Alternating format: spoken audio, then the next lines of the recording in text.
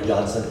How do you think that your first two opponents help you prepare for dual threat quarterbacks? Well, unfortunately, the first one, Mike Alejado, was really hobbled. And Luke Weaver, they didn't really run any zone reads. He broke a couple scrambles on us where we had him in the grass and didn't do a good job of getting him on the ground. Jackson Gilkey was better, and Coach Wells will have a couple of different opportunities. I mean, the zone read lead, their tight ends, when Oakley's coming around the edge and leading on that is going to be a violent picture. So we've done some of that this week. Avery Johnson is dangerous. We've got to keep him, and he's not only dangerous running in zone read. I mean, they've got the bash counter, they've got all those different quarterback runs. But if you lose integrity in your rush lanes, which we did a couple times last year, that dude's going to get vertical on you and hurt you right away. So it's a tenfold process of how can you be great on defense, of taking care of everything and not now. I mean, you see the belief that they have. We got to continue to build on that and correct the minor things. But Avery Johnson is a triple threat quarterback. Well, I mean, he can run, he can throw, and he can break plays and hurt you with his feet. And then also just your thoughts on Riley Wilson getting back on the field and what you saw out of him. The Riley play, we didn't play Riley until the second half. He had 6 tackles in the 4 plays. Now, they had 65 yards in the first half. They had 61 yards on the 6th, 7th drive of the game. That's 61 yards drives me crazy. But that first half, those guys did a great job. Minus 2 third downs, a 3rd and 10 where we give up a catch, and a 3rd and 2 where we miss a tackle and they get a first down. I can't believe I just forgot the second part of your question. Riley Wilson. When he came in, the energy that he brings, and Dalton had mentioned it, the energy that he brings is fun. That his teammates were excited and when the guys on the sideline, there's 2 reactions, and Coach Nyberg has said this all the time. When a guy goes into the game, there's one version, and it's like, OS, this guy's in the game. Or is it, OS, yeah, this guy's in the game. Well, it was the second version that Riley got, okay? Because you can be like, oh, God, no, that guy? Like, sometimes it is that guy's not prepared. Your teammates don't have confidence. Well, they were ready for Riley to see the field, and he made a couple big plays in that short time. So he makes our football team better, and I was really excited to see him out there. Justin and Brian. I have a 2-part question. Gunnar Maldonado, I know you were his position coach last year. Mm-hmm. What do you remember just about that 1 year that you worked with him? And with that, what do you think about Genesis taking over his spot this year? Let's go back all the way to 2018. I was Gunnar's first P4 offer at the school up north. Mm-hmm. So I've known Gunnar for a long time. And then Gunnar went away to Northwestern and watched his recruitment as he was coming back to Arizona and thought it was a great fit for him to come back here. Genesis, we've talked about it already. Like that guy is a freak, and he's shown in the first 2 games how aggressive he is. I mean, we've seen him come down and just smack people, how big his presence is in the middle of the field, and then how much his tackling has improved over the first 2 years. Gunnar coming off a knee injury, having to compete with a guy who's 100% completely healthy, and I would love to have Gunnar here, because when you have multiple guys that have that much experience, there's so much more you can do with packages, whether you want to put 6 DBs in there. The dollar package they had in 23 was 7. But being an every down player, knowing the wall he was against, he decided that going to Kansas State would give him a better opportunity to have that refresh start, which as a person, I absolutely love Gunnar. And I'm super excited. And any kid that decides to give themselves a better chance, like the city of Tucson should still love Gunnar Maldonado. Don't be disappointed because he chose to go a route that he thinks is best for him. And so I'm really looking forward to seeing Gunnar, just to give him a hug and tell him how proud of him I am that he busted his tail to get back from a knee injury, much like Traden, and be able to see him play on the field. I mean, it's fantastic.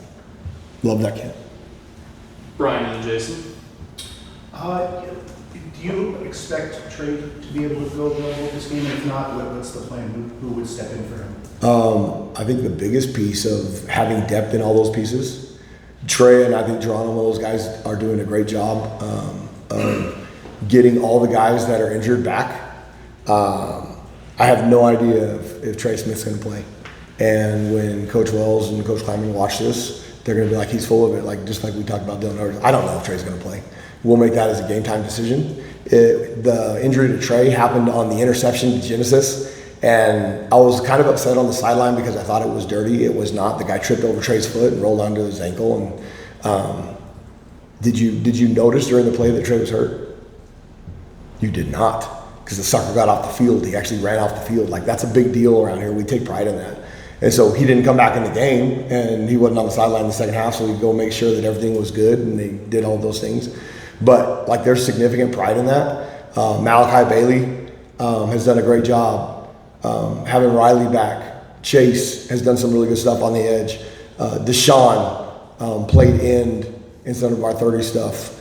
I mean, all those guys can rotate. Dom Alessio played really good, significantly better from week 1 to week 2 without the knee injury bothering him as much and actually having more practice reps. So Trey is one of the toughest kids I've been around.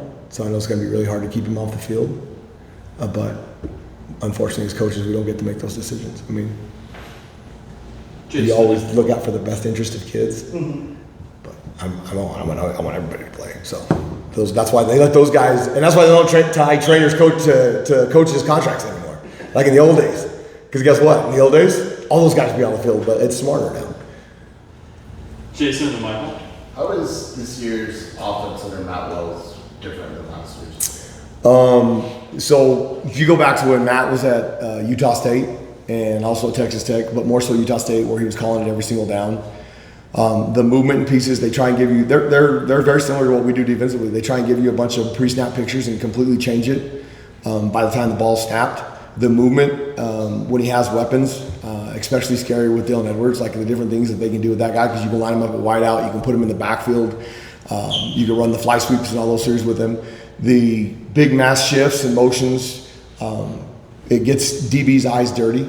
And like if you're going to play a lot of man coverage, which we've shown in the first 2 weeks, like if you're not great in concentration, you're going to see guys in purple and gray running around by themselves. Like that's a bad plan. So those are the things more so what they did than they did last year. The running game with Avery, and I don't know if they changed something in the way he throws, but I think Avery's throwing it better this year than he did last year.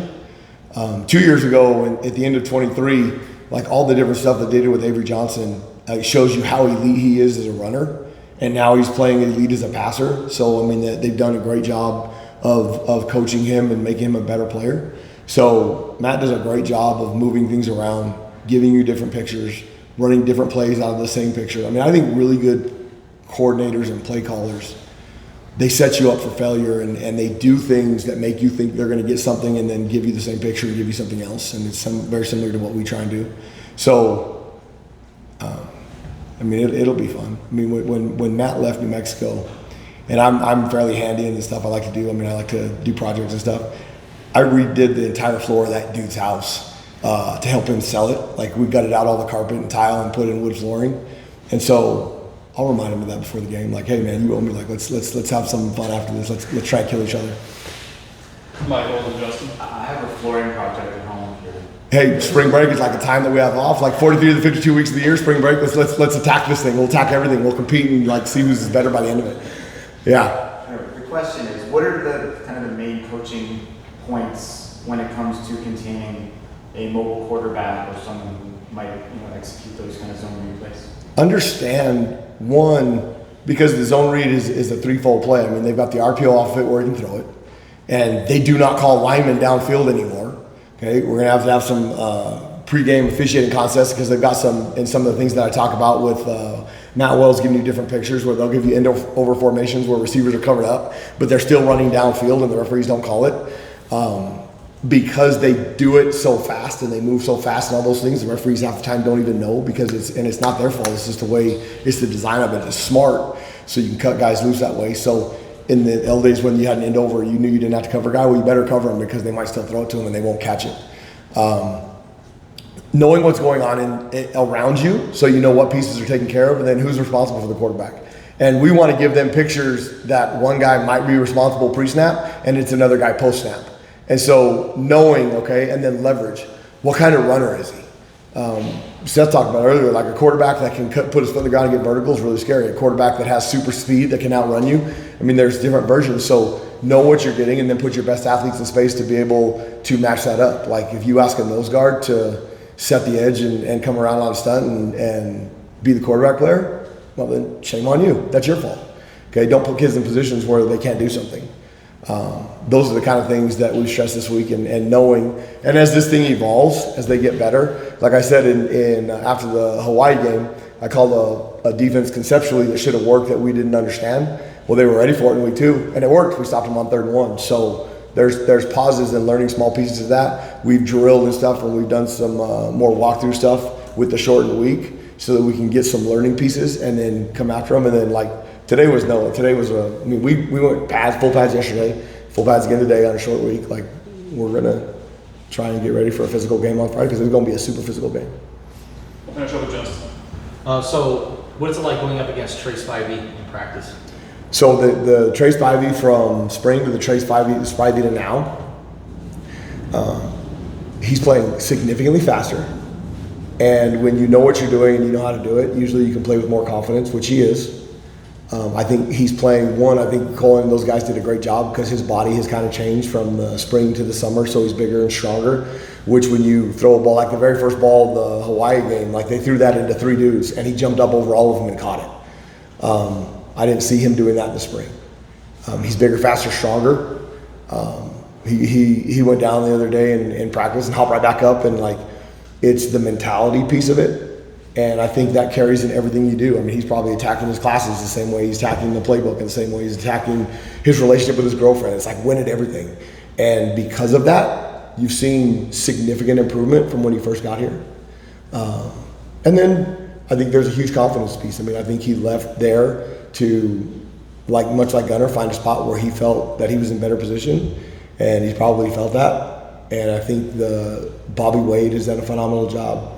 Seth's done a phenomenal job. I think his teammates, and they give Spivey the most credit for buying in and living that life every single day. And now he's a problem. And you saw how fast he looked on the touchdown on Saturday. You saw how nice of a job he did going up and getting that ball in the first catch against Hawaii. Like the dude's a problem for the Big 12, which is fun. I'm glad he's on our team and not on the purple and gray that's coming into town.